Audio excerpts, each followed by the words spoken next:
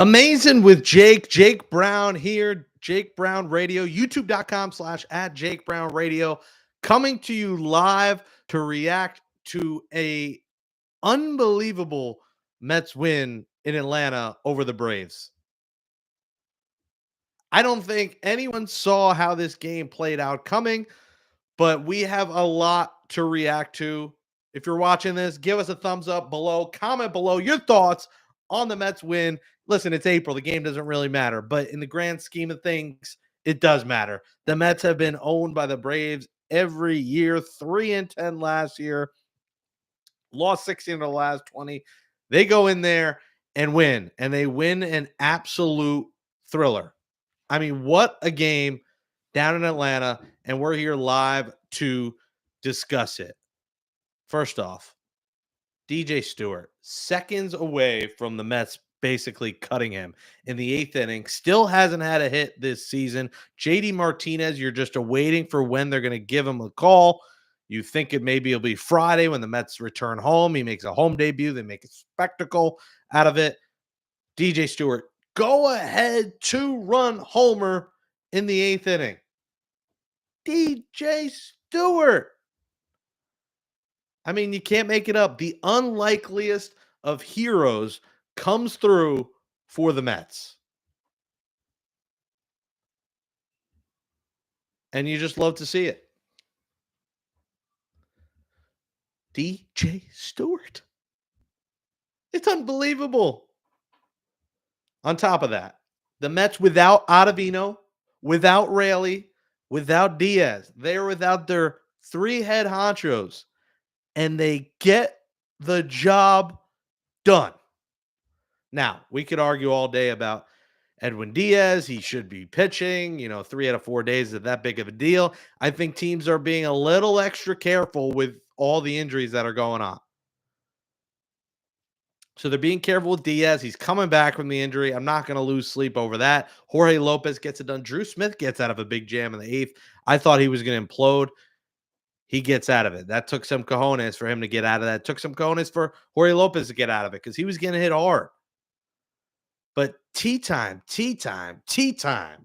Tyrone Taylor robs what would have been extra base. It wouldn't have left the park. Marcell Ozuna, Met killer, robs a extra base hit from him, and that essentially saved the game. And then the final out, I thought Travis d'Arnaud, that ball was gone too. I mean, two of those balls, one by a Met killer and one by a former Met, looked like they were leaving the park, and none of them do. And they prevail. That is not a game the Mets usually win. That is a classic Mets loss, was written all over it. But hey, it took the power of the solar eclipse for Brandon Nimmo to put on his glasses and say, I'm going to hit my first 2 homers of the season.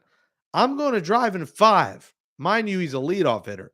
Leadoff hitters don't get 5 RBIs many times, especially with the Mets' putrid bottom of the order so far this season. But Brandon Nimmo put the eclipse glasses on. He saw the eclipse, and he also saw God, which he usually does, except on Sundays where Chick-fil-A is closed. Brandon Nimmo saw God. He's a religious guy, and he said, the moon is covering the sun, and I will hit moon shots tonight.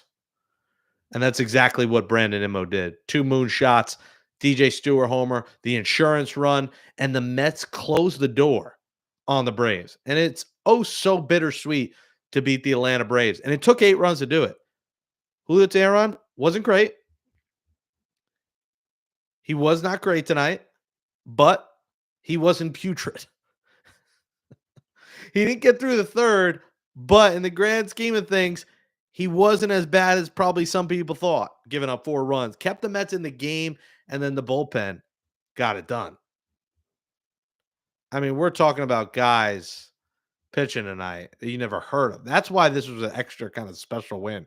Reed Garrett came in, gave up none. Cole Sulser. Say that 10 times fast. Cole Sulser, Cole Sulser, Cole Sulser, Cole Sulser. Sounds like you're saying cold sore. Cole Sulser. It's a cold world, apparently. Basically, a journeyman, has had a little success in 2021 in the big leagues, comes up here and doesn't suck. I mean, it doesn't suck. I shouldn't say suck because I did get soap in my mouth when I said Pikachu sucks in 8th grade, and then I didn't curse after that till senior year. So I should say Cole Sulcer usually stinks. But 1 run. Jake Diekman, 1 run on no hits.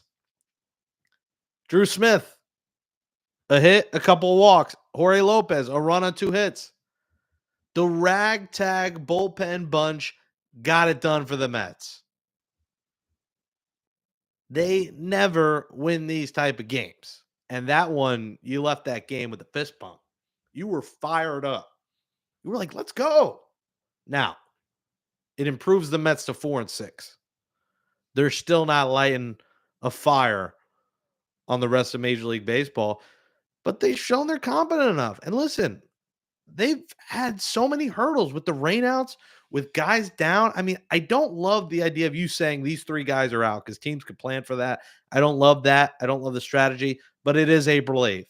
And I think there will be a point where the Mets say, hey, you got to go a third time in 4 days. It's not that point yet for Edwin Diaz. And the Mets got around it, and it took timely hits, which they have not had a lot of. And DJ Stewart, you did not have on your bingo card having a go-ahead 2-run homer against the Braves in Atlanta in a game the Mets badly needed it. They need every one of those hits, every one of those home. They needed them all tonight because the bullpen was shaky. But a win is a win is a win is a win. And if you're a Mets fan, you're fired up after a win in Atlanta. Jake Brown, amazing with Jake Brown Radio on YouTube, youtube.com/@Jake Brown Radio. Give us a thumbs up below if you like what you're watching. Comment below, comment live. We're live on YouTube right now, trying this out for the first time ever. The rugby shirt, it does fit. I just put it on. It is a large. It's a little tight, but we'll make it work. And it's a little tighter because I was so fired up that the Mets won in Atlanta. It's always special beating the Braves and beating them the way you did it tonight. You're 3-6 coming to the night. You're without your 3 best relievers for a second time in a couple days here because of this schedule, because of 15 games in 14 days, which I hate, but there's not a lot you can do. I think Mendoza is going to have to manage it better moving forward, but it is April 8th. But the Mets have strung some wins together here. They win 2 out of 3 in Atlanta. They split that doubleheader with some late game magic, and they get the T. This is his nickname. We're just, Citi Field, get it ready. Tea time, tea time, tea time. Tyrone Taylor has had a huge game-winning hit on Thursday to stop the bleeding and win the first game of the year. And then he has an incredible catch against Marcell Ozuna, who homers early in the game. And Tyrone Taylor, a lot of people didn't know anything about him. I think he's one of those players, 23, 24, 25, whatever number you want to put on him, maybe earlier, that is essential to a team winning. That 4th outfielder piece that steps in on nights and does what he does tonight. That is a massive catch. And I think everybody watching thought Ozuna hit that out of the ballpark. You really thought that was the case. So that's one of the early candidates for wins of the year. Ultimate Classic in a 2028 rain delay. You'll watch this one back. April 8th, 2024, Mets 8-7 win over the Braves. And I'll do some of these live reactions, all season long. I was just so excited about that game. I had to hop on here and talk about it here on YouTube. We'll keep it short, keep it 10 minutes. Hope you subscribe.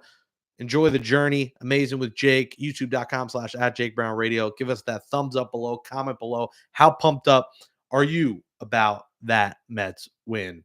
Big one in Atlanta. 3 more to go, though. Let's go, Mets.